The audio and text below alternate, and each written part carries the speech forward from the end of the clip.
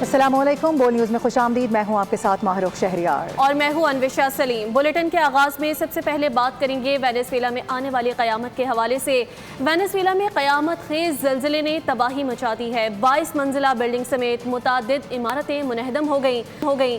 ہزاروں اموات کا خدشہ ظاہر کیا جا رہا ہے۔ اب تک 164 افراد کی ہلاکت اور 1000 سے زائد کے زخمی ہونے کی تصدیق ہو چکی ہے۔ بجلی اور مواصلات کا نظام درہم برہم ہو چکا ہے۔ سونامی وارننگ جاری کر دی گئی۔ جاپان، کیریبین جزائر، امریکہ، میکسیکو، برازیل اور کولمبیا سمیت مختلف ممالک میں جھٹکے محسوس کیے گئے۔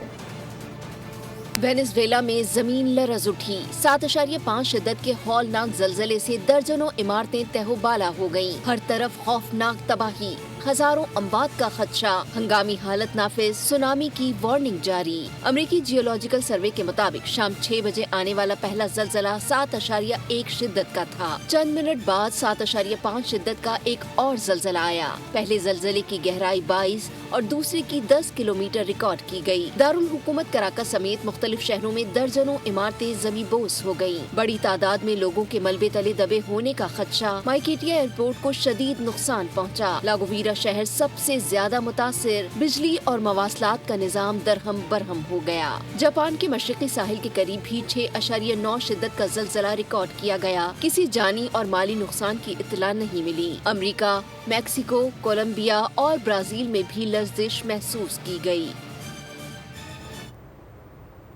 وینیزویلا میں خوفناک زلزلے سے بڑے پیمانے پر تباہی۔ صدر مملکت آصف علی زرداری اور وزیر اعظم شہباز شریف کا قیمتی جانوں کے ضیاع پر اظہار افسوس۔ وینیزویلا کی حکومت اور عوام کے ساتھ ہمدردی کا اظہار کیا۔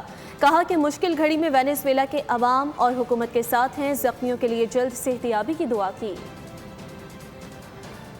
دیگر خبروں کی جانب بڑھتے ہوئے آپ کو بتائیں کہ امریکی وزیر خارجہ مارکو روبیو نے ایک مرتبہ پھر سے واضح کر دیا ہے کہ آبنائے ہرمز میں بحری جہازوں سے ٹیکس وصولی کسی صورت قابل قبول نہیں ہے۔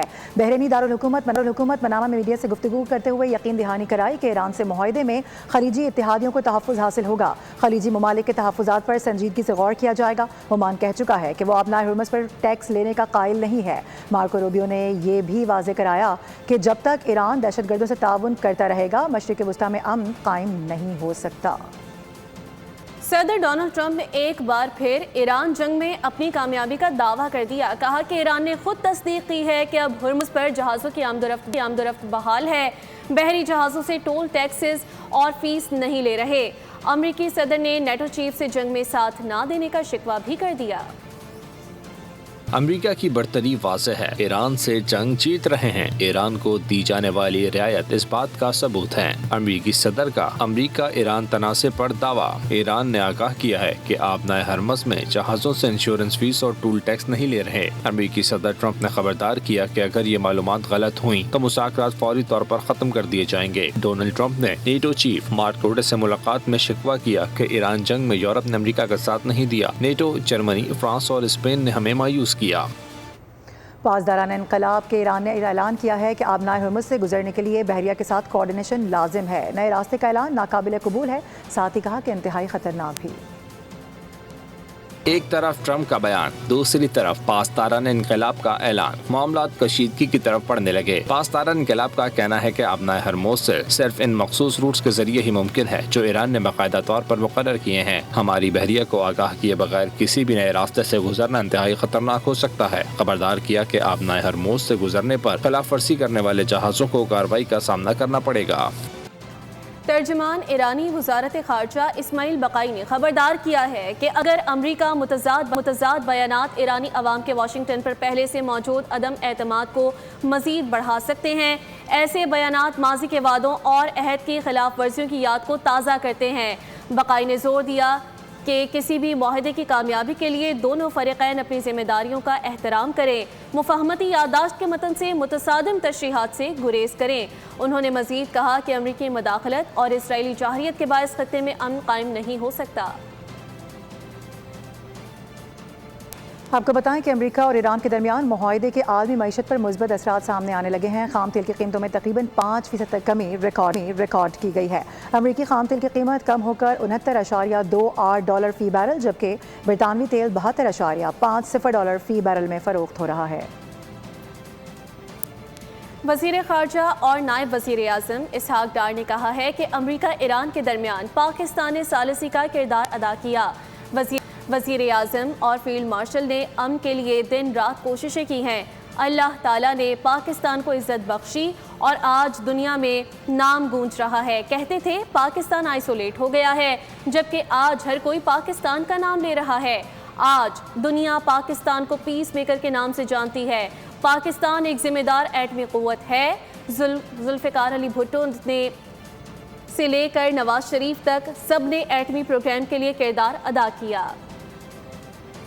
ईरान की एक जंग थी, उसमें अल्लाह ताला ने पाकिस्तान को ये शरफ बख्शा के पाकिस्तान के हाथों मीडिएटर और फैसिलिटेटर का काम जो है पाकिस्तान से लिया, जिसमें जो टीम कैप्टन है वो जनाब वज़ीर आज़म पाकिस्तान मियां मोहम्मद शहबाज शरीफ साहब, उनके साथ अल्हम्दुलिल्लाह जनाब सैयद आसिम मुनीर साहब, उनकी टीम के बहुत ही फ़ाल रुकन जिन्होंने बहुत मेहनत की, दिन रात मेहनत की, और फिर वज़ारत ख़ारजा वो मिल के अल्हम्दुलिल्लाह ये सारी एक टीम के तौर के ऊपर कैप्टन वज़ीर आज़म मियां मोहम्मद शहबाज शरीफ की क़यादत में ये काम हुआ।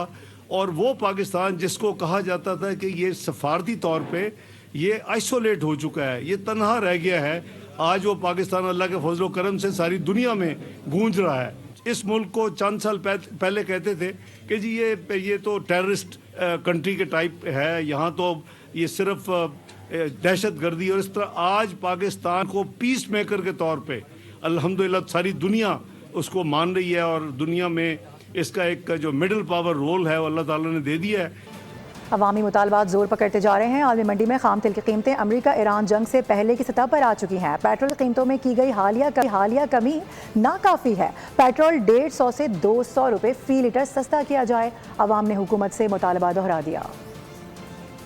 आबनाए हुर्मुज़ खुल गई, तेल की तरसील बढ़ गई। आलमी मंडी में खाम तेल के निर्ख में बड़ी गिरावट। कीमतें अमरीका ईरान जंग से पहले की सतह पर आ गईं। पाकिस्तान में भी आवाम ने पेट्रोलियम मसनूआत की कीमतों में खातिर खा कमी की उम्मीद बांध ली। जिस रफ्तार से कीमतें बढ़ाई गई थी उसी रफ्तार से कम की जाएं। देखना महंगाई किस कदर बढ़ी हुई है, हर चीज़ महंगी हुई हुई है, कम से कम कुछ तो रिलीफ मिले। पेट्रोल की कमी अगर करनी है तो 5-10 रुपए न करे, कम से कम 150 रुपए करे, ताकि आवाम को रिलीफ मिले। और तकरीबन 150 रुपये आने चाहिए कीमत। इसके अलावा और भी चीज़ें जो सस्ती होनी चाहिए। जिस रेट से इन्होंने पेट्रोल की कीमत बढ़ाई थी ना, अवाम को इनको चाहिए कि उससे कम रिलीफ दें। पहले की जितनी बढ़ाई थी उतनी कम करनी चाहिए। जो महंगाई के हिसाब से ना वो पेट्रोल 150 होना चाहिए, ताकि हमारी जो ज़िंदगी है वो आसान हो सके। जिस रफ्तार से कीमतें बढ़ाई गई थी उसी रफ्तार से कम की जाएं। पेट्रोल 10, 20, 30 या 50 रुपए नहीं, 150 रुपए फी लीटर तक सस्ता किया जाए। शहरियों ने हुकूमत से बड़ा मुतालबा कर दिया। 100 रुपए तो पेट्रोल में गिराने चाहिए ताकि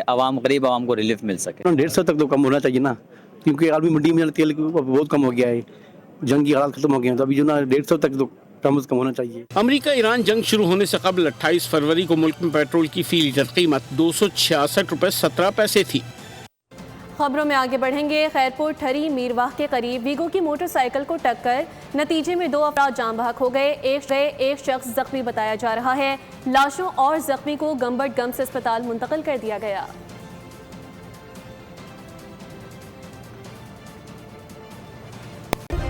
सब्सक्राइब करें और बेल दबाएं ताकि कोई खबर रह न जाए।